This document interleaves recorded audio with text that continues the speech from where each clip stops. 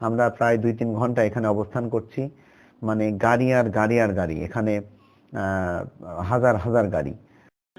لأجلك يا ربي نسعى بلا توان وتحلو طريق الخطر نسير وننشر نور الهدى। আসসালামু আলাইকুম ওয়া রাহমাতুল্লাহি ওয়া বারাকাতুহু। দর্শক, এই মুহূর্তে যে মাঠটি আপনারা দেখতে পাচ্ছেন, এটি চরমোনার বাৎসরিক মাহফিল 2020 অগ্রহায়ণের যে মাহফিল হয়েছে, এই মাহফিলের আমরা এখন ফিরতি পথে, অর্থাৎ আমরা বাড়ির দিকে রওনা দিয়েছি। তো আমরা বাস টার্মিনালে এসেছি, যেখানে যাত্রীদের, অর্থাৎ এখানে যারা যে সমস্ত মুসল্লিরা গোটা বাংলাদেশ থেকে যারা উপস্থিত হয়েছে, সেই আগত মুসল্লিদের গাড়ি যেখানে পার্কিং করা হয়েছে, সেই পার্কিং লটটি, স্পেসটি আপনাদেরকে দেখানোর জন্য এই ভিডিওটি তৈরি করছি। তো আপনারা যে ব্রিজটি দেখতে পাচ্ছেন, এটি বিশ্বাসের হাট ব্রিজ বলে পরিচিত।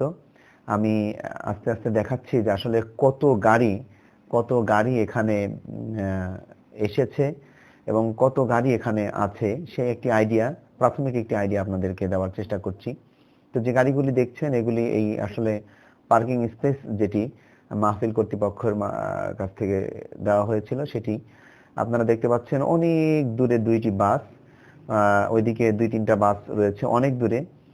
ঠিক এই পুরো জায়গাটি কিন্তু বাসে পরিপূর্ণ হয়ে গিয়েছিল। আস্তে আস্তে বাস আপনারা দেখতে পাচ্ছেন যে মানে রওনা করেছে। সব গাড়িগুলি কিন্তু স্টার্টের মধ্যে আছে। সামনে অনেক জ্যাম। আমরা প্রায় 2-3 ঘন্টা এখানে অবস্থান করছি। মানে গাড়ি আর গাড়ি আর গাড়ি, এখানে হাজার হাজার গাড়ি। তো সেক্ষেত্রে আপনারা দেখতে পাচ্ছেন যে এই যে জিএম ট্রাভেলস যেটি দেখতে পাচ্ছেন, এটি আমাদের গাড়ি ছিল। আমরা এই গাড়িতে করেই এখানে এসেছিলাম।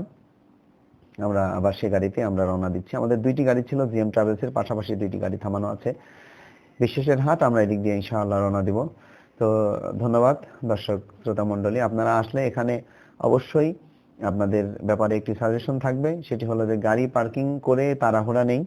একটু কিছু সময়, যদি 2 ঘন্টা সময় যদি আপনারা এখানে অবস্থান করতে পারেন, তো কোনো ভিড়ের মধ্যে পড়তে হবে না, কোনো জ্যামের মধ্যে পড়তে হবে না।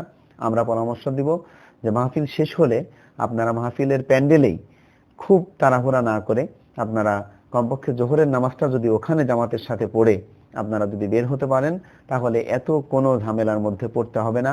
আমরা একজন সাথীকে হারিয়ে ফেলেছিলাম, যার কারণে আমাদের প্রায় 1-1.5 ঘন্টার সময় আমাদের এদিকে লস হয়ে গিয়েছে। সেজন্য সেই সময়টা আপনারা যদি প্যান্ডেলে কাটিয়ে আসেন, তাহলে এই বিড়ম্বনার মধ্যে আপনাদের পড়তে হবে না। ধন্যবাদ সবাইকে। আসসালামু আলাইকুম ওয়া রাহমাতুল্লাহি ওয়া বারাকাতুহু।